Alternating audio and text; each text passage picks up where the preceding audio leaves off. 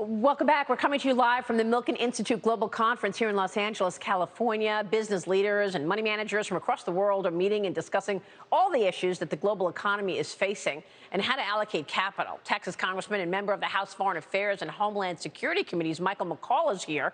He joined me on the border crisis, China, and the greatest threat to America right now.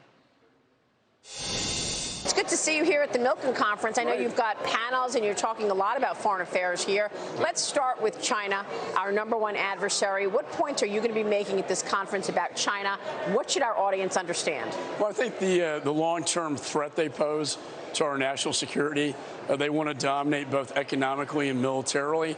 And as we look at what Putin is doing in Ukraine, she is looking at Taiwan. And the unholy alliance we saw them broker together at the Beijing Olympics with Mr. Putin and Chairman Xi standing side by side with a compact against the West and against NATO. So we're very concerned about Taiwan being the next shoe to drop. I've signed off on foreign military weapon sales to Taiwan. They've been held up, though, for about 2 years. And we're employing our State Department to get these weapons in. Do you think that they will invade Taiwan near term, this year, next year? I think their timeline is as long as Biden is in office. I think, as Putin has always wanted to invade Ukraine, they saw weakness after Afghanistan when Biden waived the mandatory sanctions on Nord Stream 2, allowing Putin to complete his pipeline into Europe. They saw weakness. And then they started bringing their troops in. So she is seeing a weak president as well.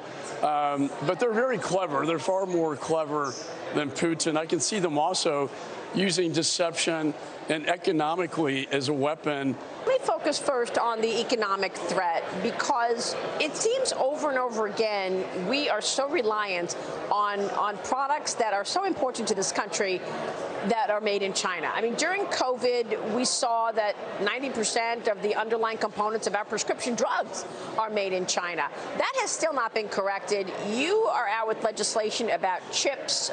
Let's talk about semiconductor chips and how we are going to move the needle in terms of getting those factories in America so that we don't have to rely on foreign actors.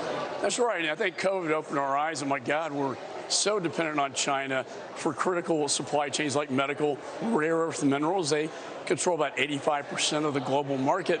And then when you get to advanced semiconductor chips, we have to start manufacturing that more in the United States and not overseas or even close to China. Like Taiwan manufactures 90% of the advanced semiconductors.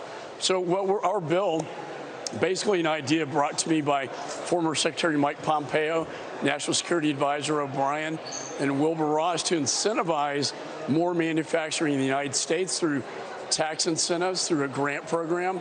And already you've seen Samsung in my home state, about a $20 billion investment. Intel, about another $20 billion. Right. And Micron's looking at, and they do a lot of the DoD advanced weapon systems chips. It'll be about a $100 billion investment in the United States. They'll bring jobs, manufacturing here, and also protect our national security.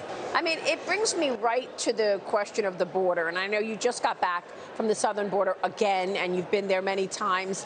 What we showed this weekend was border agents apprehending 3 Chinese individuals. They spoke Mandarin only, and they were trafficking narcotics. What is going on? I know that the CCP wants to overtake the United States as the #1 superpower, but is this part of it? I mean, you've got COVID, you've got fentanyl. Can't we stop this?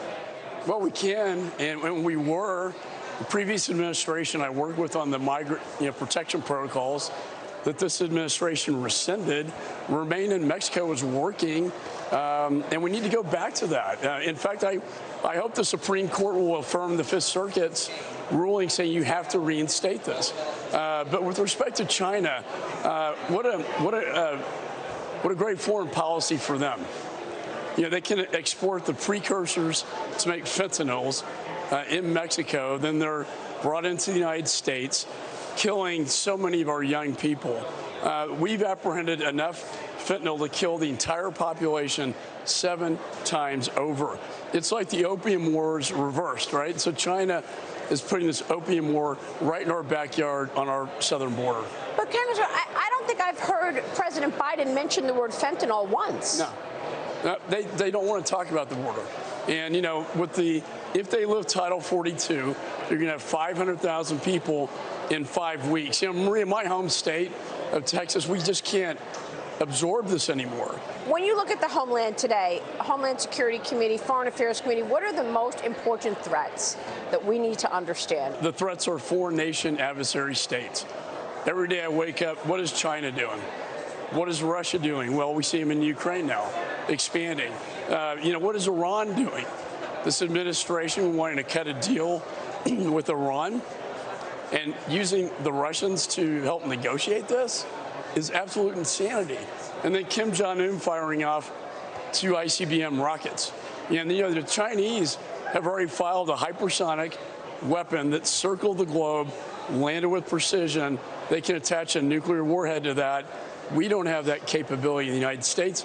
And here's the kicker to me, is that hypersonic was built on the backbone of American technology. Whatever we gave them, they took, they steal it, and we sell it to them. We have to stop selling them our technology that then goes into the military-civil fusion and actually builds weapon systems that they will turn against us. On Iran, will the U.S. get back into that deal, or is this administration going around Congress so that they can just jam this through? Yes. I've had the briefings. They don't want to talk to us. I think they're going to violate the law by not giving the agreement to us in advance or having a vote by Congress. And you will see, you know, a lot of loud voices. I will have a resolution of disapproval in the House.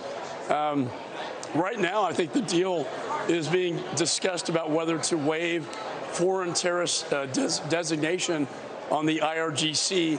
This was, General Soleimani's killing machine, the IRGC. If we do this, lift sanctions, give them billions of dollars to throw into terrorism in the Middle East, it'll be one of the most dangerous things.